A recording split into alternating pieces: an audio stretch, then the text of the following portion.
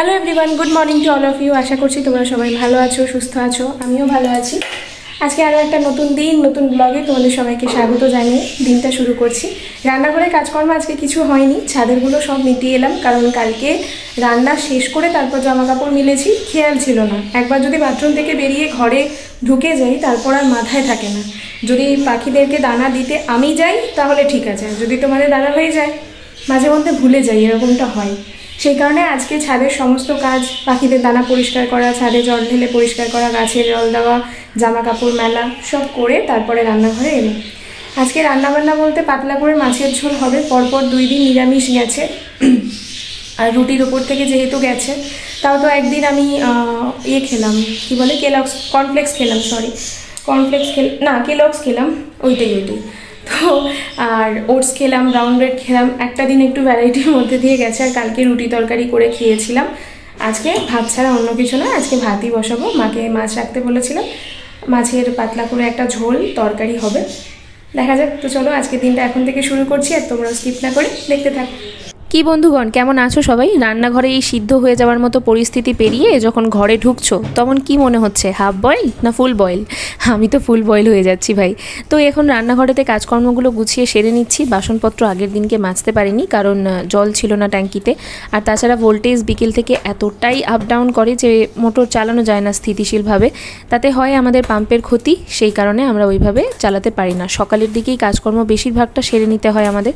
ব্রেকফাস্টের প্রিপারেশনে আজকে ছাতু আর মুড়ি ছিল, তো সেটাই জল দিয়ে নুন চিনি দিয়ে, চিনি না আমি সুগার ফ্রি ইউজ করি, স্টিভিয়া পাতার ওই গুঁড়োটা, তো সেটা দিয়ে আমি ভালো করে মেখে নিয়ে সুন্দর করে খেতে বসে গিয়েছিলাম। পড়ে গিয়েছিল হচ্ছে জলটা একটু বেশি, এটাই হয়ে গেছে আজকে একটা কি বলবো, কুকীর্তির মতো আমি একটা কম্ম করে ফেলেছি। আমার মনে হচ্ছিল দোষ, খাওয়ার সময় এরকম জল দিয়ে টেলে মার্কা করে ফেলেছিলাম। কিন্তু এদিকে এক্সট্রা করে যদি আরও ছাতু দিই, ব্যাটারটা আবার গাঢ় হয়ে গেলে তখন মুশকিল, কোয়ান্টিটি অনেকটা হয়ে যাবে।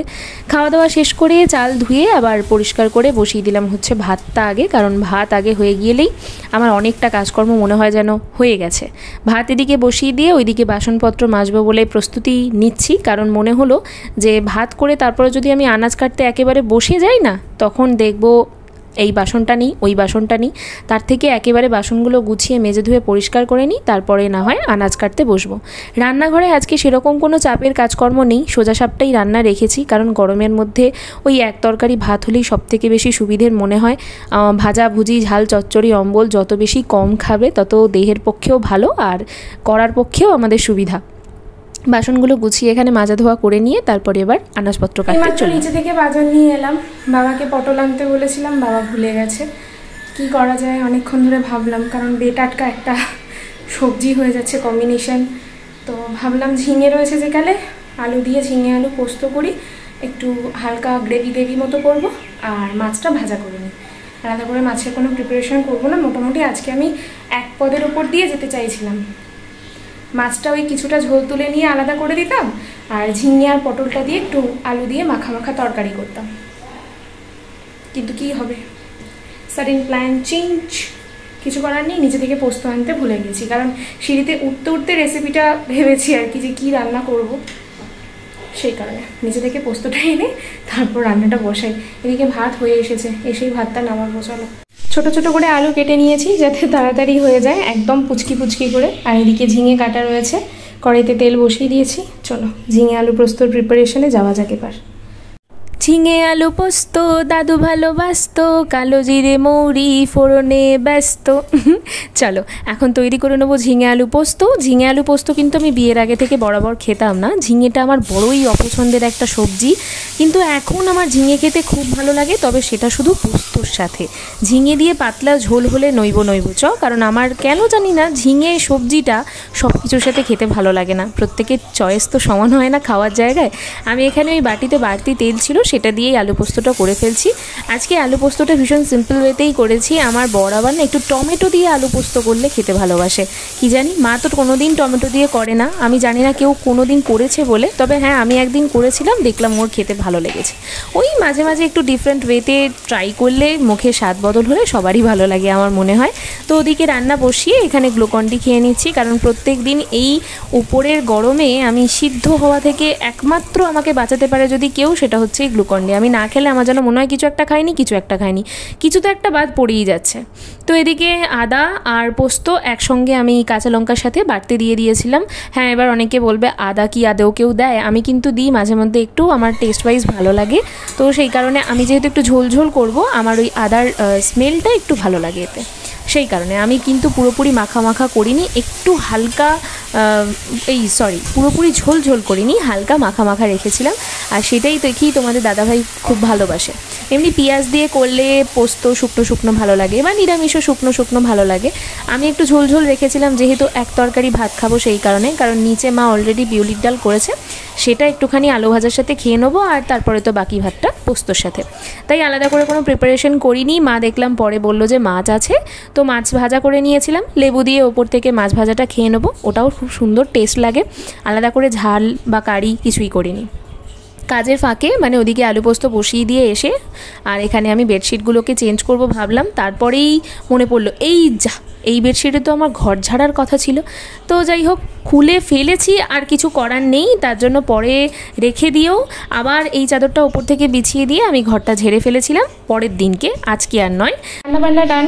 এই যে ভাত, মাছ ভাজা, সাথে রয়েছে লেবু, আর এখানে রয়েছে ঝিঙে আলু পোস্ত। চলো, আমার রান্না কমপ্লিট। আর এদিকে বাসনপত্র মেজে সব গুছিয়ে নিয়েছি, গ্যাসও পরিষ্কার হয়ে গেছে। আজকে রোদ্দুর দেখেছো বাইরে, এখন বেলা বাজে 2টো। কাঁধে করে টাওয়ালটা নিয়ে ঘুরছি, রান্নাবান্না শেষ, তোমরা দেখতেই পেলে। বাসনপত্র মেজে ধুয়ে পরিষ্কার করলাম, মায়ের সাথে তার মাঝে একটু কথা বলে নিয়েছি। বিছানার চাদরটা তুললাম, কালকে বিছানার চাদরটা চেঞ্জ করবো, পাতবো নতুন একটা চাদর। তার আগে ঘরটা ঝেড়ে ফেলতে হবে। মনের ভুলে তুলে ফেললাম যে আগে ঘরটা ঝাড়বো, ঝেড়ে তারপর চাদরটা চেঞ্জ করব, সেটা মাথায় ছিল না। কালকে চাদরটা কাচা যাবে না, চাদরটা আবার একবার ওপর দিয়ে বিছিয়ে নিয়ে তারপর ঘরটা ঝাড়বো। কাল রান্নাবান্না সেরকম কিছু রাখলে হবে না, এমনিতেও কালকে অমাবস্যা। ভাবছি কী করব না করব। আবার এখন যদি মনে করো না ঝাড়ি না, ঘরটা বেশ অনেক দিন ধরে পড়ে রয়েছে, গা হাত পা কেমন ইস্পিস করছে। চাদর চেঞ্জ করার সাথে সাথে আমার শাশুড়ি মা কী করে, 15 দিন অন্তর ঘরদোর ঝেড়ে পুরো পরিষ্কার করে নেয়। আমার শাশুড়ি মা বলে তাতে ঘরদোর ক্লিন থাকে, একটা পজিটিভ ভাইবও আসে। আমার ক্ষেত্রে হয়ে যায় একটু উল্টো, আর এখনও মায়ের সাথেও তাই হচ্ছে। এখন আর দুই শাশুড়ি বৌমাই একসাথে আর কি হাত মিলিয়ে নিয়েছি। দুজনেরই 15 দিন ছাড়া হয়ে ওঠে না। নিচের ঘরগুলো ঠিক আছে, বাট ওপরেরটা হয় না। মা যেমন দোকান ঘরটা পেরে ওঠে না, মা দোকান ঘর ঝাড়লে কী করে, সমস্ত জিনিস তো বাইরে আনতে হয়।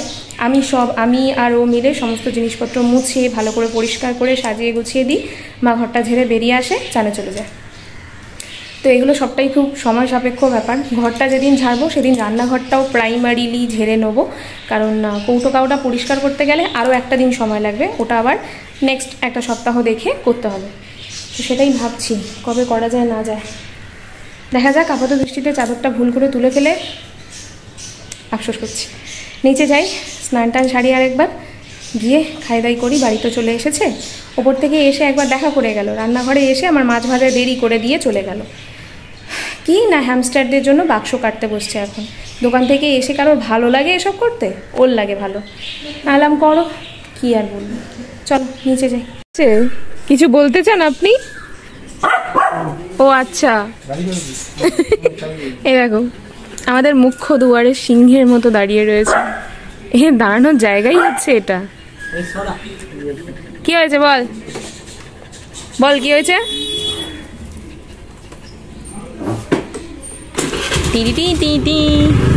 বাবা এখন গাড়ির লাইটে, ও বাবা দেখো দেখো সব দৌড়ে দৌড়ে আসছে দেখো। আওয়াজ পেতেই দরজা খোলা, দৌড়ে সবাই আসছে।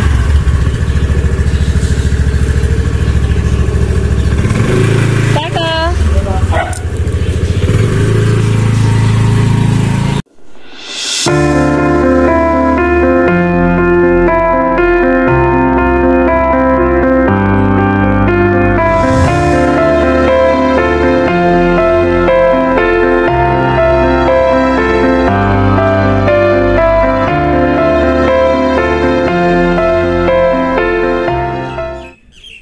বিকেলবেলা হঠাৎ করে খুব সুন্দর ঝোড়ো হাওয়া দিচ্ছিল, বাইরে দাঁড়ালাম, বৃষ্টি তো হলো না, তাই ঘরে এসে চিড়ে ভাজা খেতে খেতে বিকেলটা কাটিয়ে দেওয়ার প্ল্যানে ছিলাম। তারপর হঠাৎ করে দেখি বৃষ্টি এলো। ব্যাস যেই বৃষ্টি এসেছে, বৃষ্টির মুহূর্ত ক্যামেরাবন্দি করার পরে আমি আর ক্যামেরা অন করতে মনে নেই আমার, সেই কারণে আমি ভুলেও গেছি আর ভিডিওর এন্ডিংও করা হয়নি। এখন এডিট করতে গিয়ে দেখছি এই সর্বনাশ, আমি তো রাত্রেবেলা গুড নাইট বলিনি। তো চলো বন্ধুরা, এখানেই গুড নাইট জানিয়ে দিচ্ছি। আজকের মতো ভিডিওটা এখানে শেষ করছি। ভিডিওটা ভালো লাগলে do like, comment, share, subscribe our channel. Tata guys, দেখা হবে খুব শিগগিরই নতুন একটি ভিডিওর সাথে। এনজয় করো বৃষ্টি।